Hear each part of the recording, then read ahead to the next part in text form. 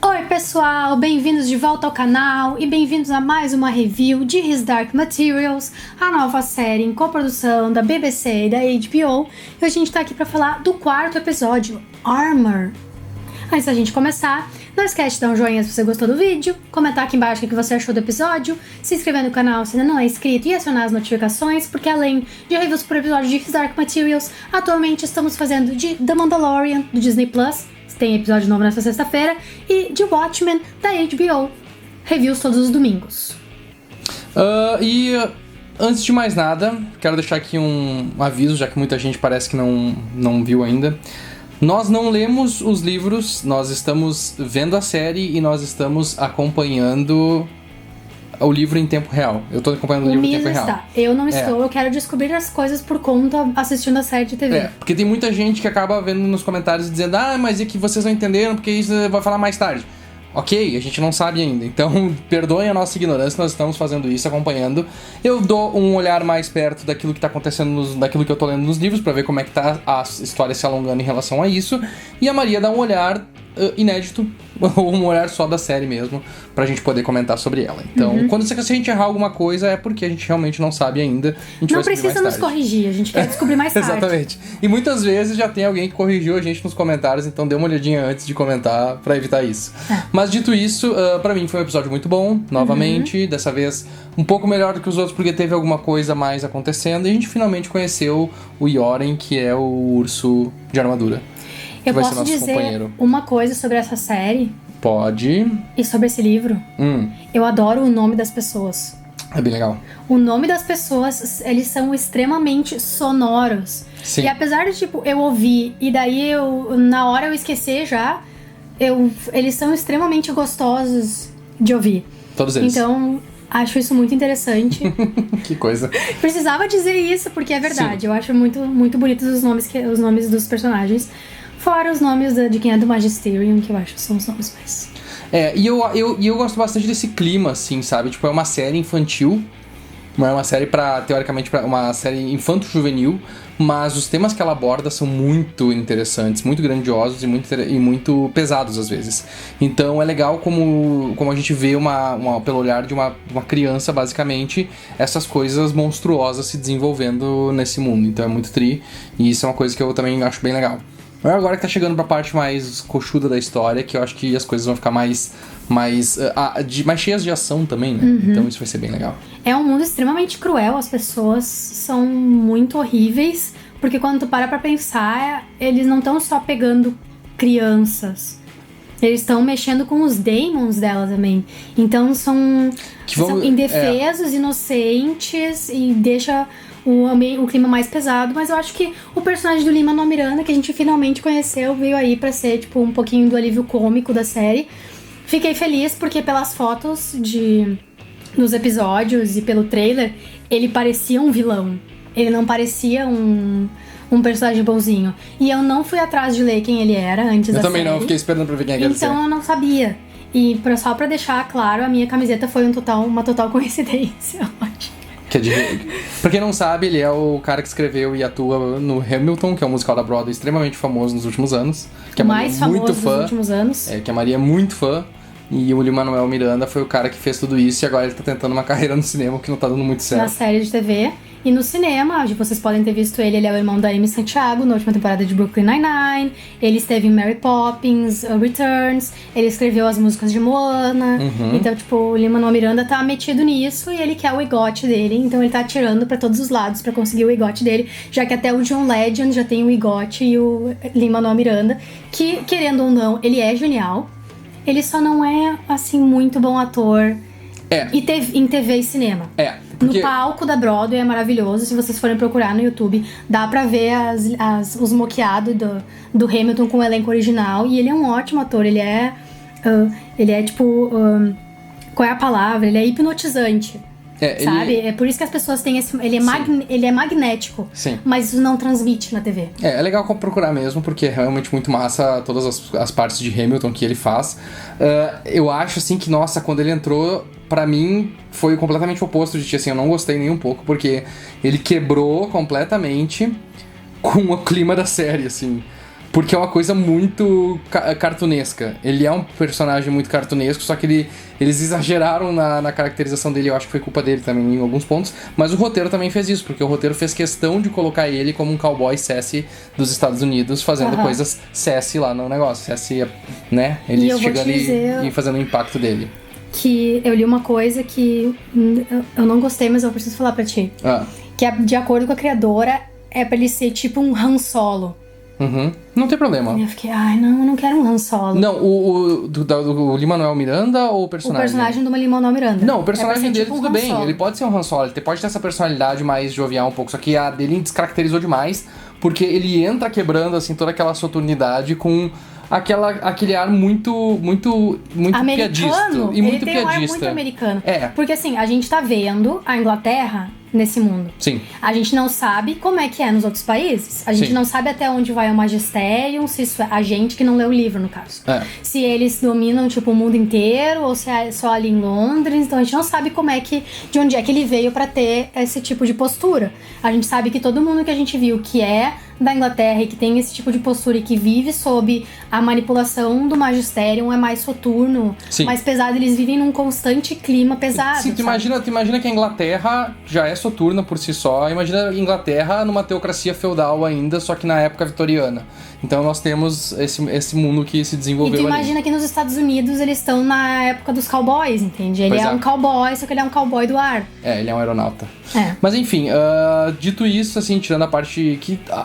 assim, é estranho, é um pouquinho difícil de se acostumar. Eu achei meio bizarro, mas não chega a ser ruim. Então, ok, toca a ficha, vambora, né? Porque tem outras coisas bem interessantes também que aconteceram. E a forma como a história se desenvolveu me deixou mais preocupado com uma outra questão que eu acho que é mais perigosa, que é essa do Lin-Manuel Miranda, que é só pela caracterização dele, que é o fato da gente ter a Lyra cada vez mais forçadamente adulta, sabe, na minha visão, assim. Eu tava lendo o capítulo hoje com mais calma e vendo as coisas que acontecem, as nuances que tem, e é tudo muito interessante, como eu falei na outra review, porque a gente tá vendo pelo ponto de vista de uma criança, e ela não é uma criança que sabe das coisas, mas ela é uma criança muito inteligente que sabe o momento que ela precisa falar. Então, eles estão discutindo, e é interessante que as pessoas levam ela muito a sério, todo mundo leva ela muito a sério, as pessoas não tratam ela como uma criança, por bem dizer. Mas tem alguns momentos onde ela sabe que ela tem um momento que ela tem que falar, e nesse momento é que ela mostra que ela é inteligente, que ela sabe o que tá fazendo. E aqui parece que ela sempre tem que dar um discursinho, que ela sempre tem que ficar, sabe, tipo, mostrando como ela é inteligente. Fazendo maquinações. E aí o que me incomoda é o seguinte, há 2 episódios atrás, a gente viu ela brincando com o amigo dela, correndo pela escola, sabe, fazendo coisas de criança, agindo como uma criança, e aí 2 episódios depois ela tá crescida, adulta, dando discursinho, mostrando uma personalidade que não é normal, não é comum, assim, não é um desenvolvimento comum de uma criança. E isso me incomoda bastante, porque me tira um pouco da seriedade da série, da forma como ela tá desenvolvendo seus outros personagens. Eu gosto de ver essa criança que sabe o que tá fazendo, que é inteligente, mas que tem uma inocência em relação ao mundo. Então, ela não é madura ainda. Não, ela não é. Ela tá entendendo, ela tá descobrindo as coisas aos poucos, e é legal de ver pelo livro, porque ela se maravilha com qualquer coisinha que ela vê. Ela vê os golfinhos, ela fica, sabe, tipo, e ela vê a cidade e ela fica, uau, meu Deus, que coisa maravilhosa que é isso, sabe? E ali é tipo, tudo tão assim, seco e tão... Aí ela fez todo aquele lance, eu tenho uma mão de cartas aqui, não sei o que, fez todo aquele lance que eu achei que foi um pouquinho forçado pra personagem. Eu não sei se eles têm algum propósito com isso. Pois é, porque agora que tu falou, ela tava há 3 episódios querendo muito ir pro norte, e aí ela chegou no norte... E foi isso. Não teve nada de interessante. Foi tipo o spoiler. De que? De Sense8. Ah, tá, ok. Foi tipo... a junção, quando todos os Sense8 se encontraram em Sense8 e não teve nenhum tipo de reação entre eles. Foi tipo... É a primeira vez que vocês estão todos juntos no mesmo lugar. Como é que vocês não estão se abraçando e emocionados, e sabe? Tipo, daí eu fiquei passou muito rápido. Muito broxante. Foi muito broxante. E foi broxante isso também. E eu achei também meio corrido ela já saber mexer no aletiômetro. Mas isso, sabe? É mais ou menos assim. Isso... Mas mesmo sendo no livro, pareceu muito rápido. Sim. Porque em um episódio ela tava tentando descobrir, ela não conseguia descobrir descobrir. E no outro, ela já tava usando ele pra dizer pra ela tudo. Ela já usou ele 4 vezes nesse último episódio. E é muito então, interessante. O que vai ser um obstáculo pra ela se ela tem essa ferramenta que conta pra ela tudo o que acontece? Sim, mas nesse caso é bem interessante porque mesmo quando eles falam no livro, assim, ela dá algumas passadinhas, dá umas 3 vezes que ela mexe no aletiômetro e aí sim... tu meio que entende assim logo que ela sente o aletiômetro de uma forma que ninguém mais sente. Então naquela conversa que ela teve com o cara, que foi exatamente transcrita como era realmente na história do livro, foi mais ou menos isso. O cara que tu diz é o das bruxas. O das bruxas, o cara das bruxas, exatamente. Aquilo ali foi bem assim mesmo, tipo, ela explica pra ele assim, eu sinto e eu sei que aquilo ali tá certo. Por exemplo, se tu me perguntar tal coisa, eu vou pegar o símbolo tal, que é tal, que significa tal coisa, símbolo tal vai significar que isso aqui, e ela meio que, tipo, só sabe que é aquilo ali, sabe? Ela sente aquilo ali. E o que eles falam, que eles não comentaram nesse episódio, na questão da profecia, é que é sobre... Essa profecia meio que fala dessa criança que ia ser, tipo, como se fosse uma ponte entre os dois mundos, sabe? E isso tem a ver com a sensibilidade dela em sentir esse tipo de coisa. Então, isso foi mais ou menos assim. E eu li que... profecia eu não gostei muito. Isso que seria a pergunta que a Coulter fez pro aletiômetro do magistério. Quem é Lyra Belacqua pra ela, tipo, pra saber se ela é essa criança dessa profecia, sabe? Tipo, foi o que eu pensei, tipo...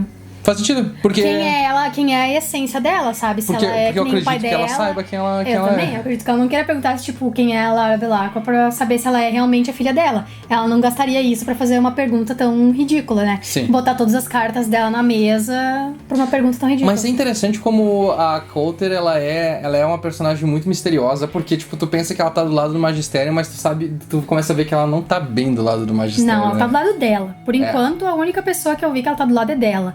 E eu odeio ela cada vez que ela faz alguma coisa com aquele Daemon dela, eu odeio ela cada vez mais. Eu sei que tu disse que o Daemon dela é filha da puta também, mas, tipo, e o jeito que ela trata o Daemon dela, não acho legal. Mas tu vê que ele sente falta, porque aparentemente ela tá separada dele, né? Mas tu vê que ele tenta chegar perto dela e ela, tipo, meio que toca ele assim pra fora. Por quê? Eu quero entender por quê. O que eu tô entendendo, pelo menos até agora, do que eu li, é que os Daemons são como se fosse a alma ou a consciência deles que fica dividida, então tu tem esse apego, porque e isso é uma coisa também que não tem na série, mas o livro trata muito bem, que é a relação da Lyra com o Daemon dela. Ela fica pensando assim, tá, e se meu Daemon decidir virar um golfinho, como é que eu vou conseguir ficar longe dele, sabe? Eu vou ficar sempre perto da água. E ela fala de um cara que teve que fazer isso porque ele virou um golfinho. E aí, tipo, ele não tinha que fazer, ele ficou o resto da vida na água, até o momento que ele morreu. Porque ele não conseguia se separar. E aí tem um momento em que ela meio que se separa do eu esqueci o nome dele, Pan. Se separa do Pan. E lá pelas tantas, ela começa a sentir uma agonia, um desespero, um horror, porque ela tá sozinha pela primeira vez, sabe? Então é como se fosse essa parte da tua alma, tua consciência que fala contigo, pelo menos é o que me parece até o momento. E essas experiências que eles fazem, que a gente entendeu melhor agora que é uma intersecção, parece isso, eles estão separando, e ela passou por esse procedimento e ela fez isso pra poder se tornar mais fria. E não sentir tanto as dores da vida, eu acho. Alguma coisa do tipo. E aí tá ali a alma dela querendo, sabe, chega a ficar perto dela e ela não... cagando pra alma dela, assim. Então talvez. Alguma coisa... Acredito que seja alguma coisa desse tipo, né? Então... Eu espero que não tenha sido, tipo, foi o Daemon que falou pro marido dela que o neném era dela. Não, eles não traem, eles não traem. Porque eu também não entendo por que o Daemon dela não fala. Até o momento não falou nenhuma palavra. Pois é estranho no também. No momento que ele parecia que ele ia falar alguma coisa quando ela tava indo ver o Rei dos Ursos. Ela não deixou ele falar. Talvez por causa da intersecção ele não consegue falar também. Talvez. E uma coisa que eu gostei bastante, já que a gente tá falando da Coulter, é sobre as trocas de figurino dela. Porque Sim, eu só me lembro de ter visto ela de azul até agora na série. E daí quando ela vai ver o Magistério, ela tá de vermelho. O que pra mim indica, tipo, que ela tá sendo ousada, sabe? Tipo, já dá desde o começo dizendo que ela tem a upper hand nessa todo conversa. Todo mundo de preto e ela de vermelho. Todos de preto e ela de vermelho. Ela é o pecado, ela é o sangue. Até porque ela é mulher, ali no meio de todos aqueles homens. E daí quando ela vai lá ver o Rei dos Ursos Polares, ela tá de branco. Pureza e a cor dos ursos polares, sabe? Tipo, eu sou de vocês, sabe? Uma coisa assim, meio... E eu achei interessante que pra variar é a religião fudendo tudo, né? O cara quer ser batizado. Tipo, é muito coisa de rei... bárbaro da idade... O paralelo que eu vi em uma das reviews que eu li é com o King Louis, do Mowgli, o menino lobo. Sim, é que ele verdade. quer ser humano. É. E esse Esse é o rei- reconhecimento. O reconhecimento maior é ser humano. Uhum. Então ele quer ser batizado e entrar pro magistério, o que só pode dar muito errado. É. E uma coisa interessante, então, a gente tá falando de Urso de Armadura, achei muito legal a retratação do Yoren. A história é mais resumidinha no livro também, acontece de forma mais rápida, mas eu achei que teve um bom desenvolvimento ali. E foi muito massa ver quando ele finalmente aparece, ele é um urso foda pra caralho. E estou realmente curioso pra saber o que acontece em seguida agora. Estou mais empolgado do que eu estava nos últimos episódios. A série tá numa vibe muito legal. E não só pela questão... Eu gosto muito dos temas que eles tratam, principalmente em relação à religião, em relação a essa questão, assim, da nossa... De como nós... do nosso ser, daquilo que a gente vive, daquilo que a gente é. E de como isso se retrata visualmente. Então, eu acho que tem muitos aspectos legais aí que a gente vai descobrir mais adiante. Mas esse episódio foi muito melhor. E pra mim, o que é a grande ponto de interrogação da série é o que o Borel tá fazendo. Porque daí depois que Quem? a Coulter pergunta do aletômetro, ele vai lá e ele também quer a pergunta dele. Daí ele só que ele usa chantagem, né? Pra saber o que o tal do humano que foi pra dimensão deles fez. O que ele descobriu, o que ele encontrou. E eu não sei se eu perdi alguma coisa nesses episódios, mas eu não sei pra quem ele tá trabalhando e com qual objetivo. Não tem uma explicação ainda. Porque só apareceu ele na série procurando o crânio. E xingando a Coulter também, porque E xingando ela a Coulter. entrou lá. Então, eu não tô entendendo por que ele quer tanto saber. Porque eu achei que ele tava trabalhando com a Coulter quando ele Pois matou a repórter borboleta. E agora eu tô mais confusa do que nunca. E tem uma coisa interessante, né? Quando eles vão usar o aletiômetro no Magisterium, que daí, tipo, enquanto tem toda essa facilidade da Lyra pra conseguir fazer a leitura, eles precisam ter um livro gigante com centenas de Vários milhões de livros, significados. né? Todas e as aí tem paredes que, são livros. tem que, vamos olhar aqui o 2 significado. semanas. É muito doido, porque daí, tipo, eles têm como tu ter o conhecimento, mas ela, como ela tem alguma habilidade especial, ela consegue ler como ninguém, então, tipo, é muito, muito engraçado esse paralelo que se fez ali. É isso aí, muito bom episódio. Foi muito bom episódio. E agora eu quero ver se eles vão chegar inteiros nessa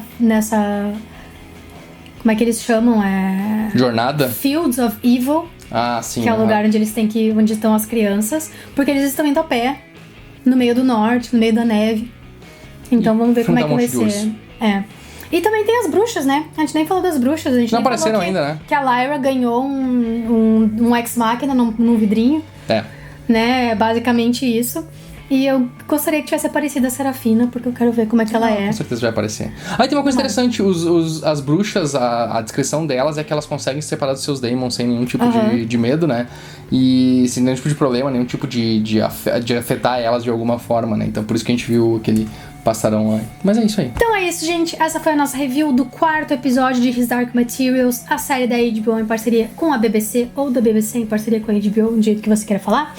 Não esquece, como sempre, de dar joinha se você gostou do vídeo, de comentar aqui embaixo o que você achou do episódio, de se inscrever no canal se não é inscrito e acionar as notificações. Além de fazer reviews de His Dark Materials, a gente tá fazendo de Watchmen e de The Mandalorian. Nos segue nas redes sociais, a gente tem página e grupo fechado no Facebook, a gente tem perfil pessoal e do canal no Twitter e no Instagram.